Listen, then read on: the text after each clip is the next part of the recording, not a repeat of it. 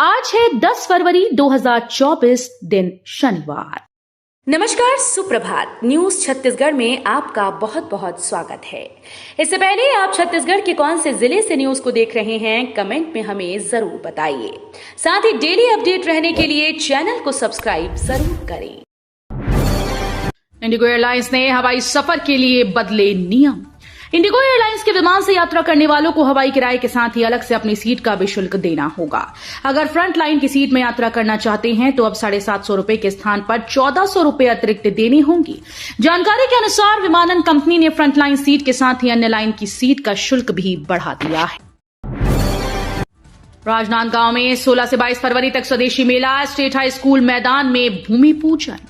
राजनांदगांव भारतीय विपणन विकास केंद्र ने स्टेट हाई स्कूल मैदान में 16 से 18 फरवरी तक आयोजित होने वाले स्वदेशी मेले के लिए भूमि पूजन किया। केंद्र ने भूमि पूजन के मौके पर शामिल होकर स्वदेशी उत्पादों को अपने दैनिक जीवन में शामिल करने का वादा किया। 1268 नई सड़कों व 349 पुलों के निर्माण से छत्तीसगढ़ की अर्थव्यवस्था को मिलेगी रफ्तार। अधोसंरचना विकास की दृष्टि से भी विशेषज्ञ बजट को विकासोन्मुखी बता रहे हैं। इस एक साल में 1690 नए निर्माण प्रस्तावित किए गए। इसमें नई सड़कों से लेकर वृहद एवं मध्यम पुल, भवन या फिर गेस्ट हाउस भी शामिल किए गए। वहीं राजमार्ग से लेकर ग्रामीण क्षेत्रों की सड़कों, जिले की मुख्य सड़कों, अनुसूचित क्षेत्रों की सड़कें, शहरी क्षेत्रों की सड़कों से लेकर रेलवे ओवरब्रिज और बड़े से लेकर छोटे पुल भी प्रस्तावित हैं। कोरबा में 9,31,328 मतदाता। लोकसभा चुनाव को लेकर कलेक्टर ने वोटर लिस्ट की दी जानकारी। कोरबा कलेक्टर एवं जिला निर्वाचन अधिकारी अजीत वसंत ने शुक्रवार को बैठक लेकर मतदाता सूची के अंतिम प्रकाशन की जानकारी दी। उन्होंने बताया कि जिले में कुल मतदाताओं की संख्या 9,31,328 है, जो लोकसभा चुनाव में अपने मताधिकार का इस्तेमाल करेंगी। नक्सलियों के स्मारकों पर चला जवानों का बुलडोजर, 3 स्मारक ध्वस्त। बीजापुर में शुक्रवार को एक बार फिर से नक्सलियों के स्मारक पर जवानों का बुलडोजर चला। बासागुड़ा इलाके में पुलिस जवानों ने नक्सलियों के 3 स्मारकों को बुलडोजर लगाकर ध्वस्त कर दिया। पुलिस से मिली जानकारी के मुताबिक शुक्रवार को बासागुड़ा थाना क्षेत्र में जिला बल सीआरपीएफ की संयुक्त पार्टी नक्सल विरोधी अभियान पर नेड्रा की ओर निकली थी। गरियाबंद में 1818 किसान नहीं बेच सके धान। किसानों पर 9.95 करोड़ का लोन बकाया। गरियाबंद में कम बारिश के चलते प्रभावित हुए 32 गांव के 3100 किसानों में से 1818 किसान समर्थन मूल्य में धान नहीं बेच सके। इन किसानों पर 9.95 करोड़ का लोन बकाया है। बीमा क्लेम व क्षतिपूर्ति राशि के लिए किसान कई बार ज्ञापन दे चुके हैं। किसानों का कहना है कि मार्च में मदद न मिली तो वे आमरण अनशन करेंगे। साय कैबिनेट की बैठक में राजिम कुंभ मेले को फिर से शुरू करने का निर्णय। छत्तीसगढ़ की विष्णुदेव साय सरकार का पहला बजट ऐतिहासिक रूप से पेश हो गया। 18 साल बाद तीसरे वित्त मंत्री के रूप में वित्त मंत्री ओपी चौधरी ने बजट पेश किया। बता दें कि छत्तीसगढ़ के इतिहास में पहली बार डिजिटल बजट पेश हुआ। बजट के ब्रीफकेस छत्तीसगढ़ की लोक कला, लोक संस्कृति, युवा, महिला और किसान और आधुनिकता के समावेश को दर्शाया गया है। जंगलों से विलुप्त हो रहे औषधीय गुण के पौधे, वन विभाग की पहल से अवैध कटाई पर लगाया विराम। जशपुर जिले के जंगलों से विलुप्त हो रहे औषधीय गुण के पौधों को बचाने के लिए वन विभाग की पहल से न केवल अवैध कटाई पर विराम लगा, बल्कि अब ग्रामीण महिला भी हरियाली बचाने के काम में जुड़ने लगी हैं। सोगड़ा जंगल में वन विभाग द्वारा काफी बड़ी संख्या में औषधीय पौधे रोपे जाने के बाद बगीचे का कैलाश गुफा और खुड़िया रानी जैसे दूरस्थ क्षेत्र की ग्रामीण महिला औषधीय गुण के पौधों का विस्तार कर रही हैं। यात्रियों पर चढ़ा मोबाइल ऐप का रंग, 20% बना रहे टिकट। जनरल टिकट लेकर यात्रा करने वाले यात्रियों के बीच यूटीएस ऑन मोबाइल ऐप की पूछ परख बढ़ने लगी। यही वजह है कि इस ऐप के जरिए टिकट खरीदने वाले यात्रियों का आंकड़ा 20% से अधिक हो गया है। कलेक्टर नहीं, अब स्कूल शिक्षा विभाग चलाएगा स्वामी आत्मानंद स्कूल।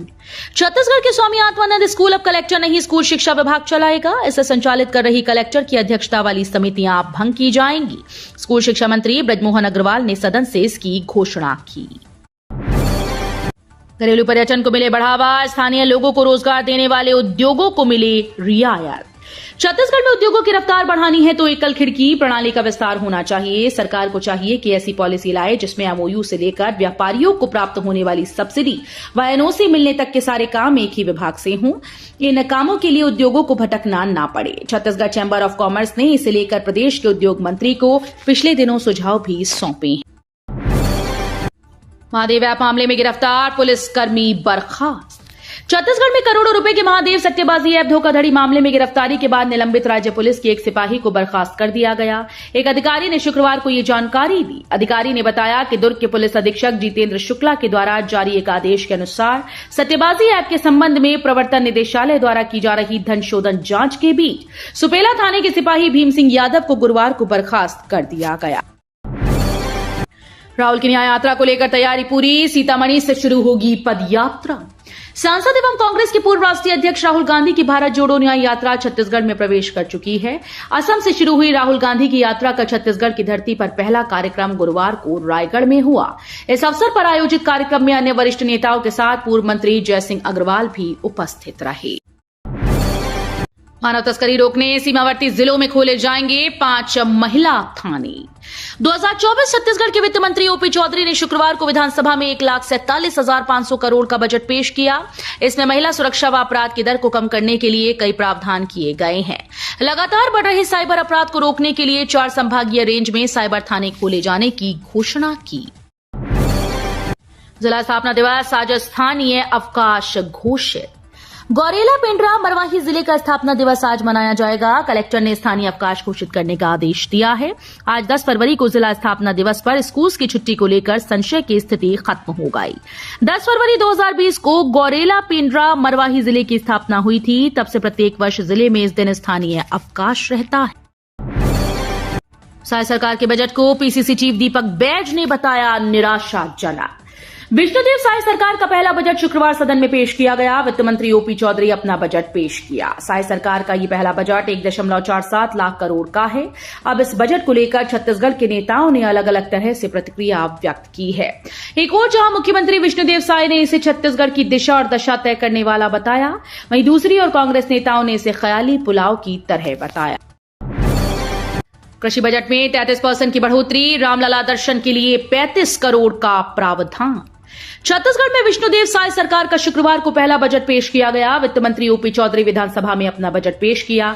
सरकार की तरफ से 5 सालों में जीडीपी को 5 लाख करोड़ से 10 लाख करोड़ तक पहुंचाने का लक्ष्य रखा गया। इसके लिए 10 पिलर्स का निर्धारण किया गया, जिसमें कहा गया कि आर्थिक विकास का केंद्र बिंदु ज्ञान नॉलेज, गरीब युवा अन्नदाता महिलाओं के हित में कार्य, गरीब किसान युवा महिला हमारे केंद्र में हैं। राज्य के चहुमुखी विकास पर फोकस। अपनी सरकार के पहले बजट पर बोले सीएम विष्णुदेव साय।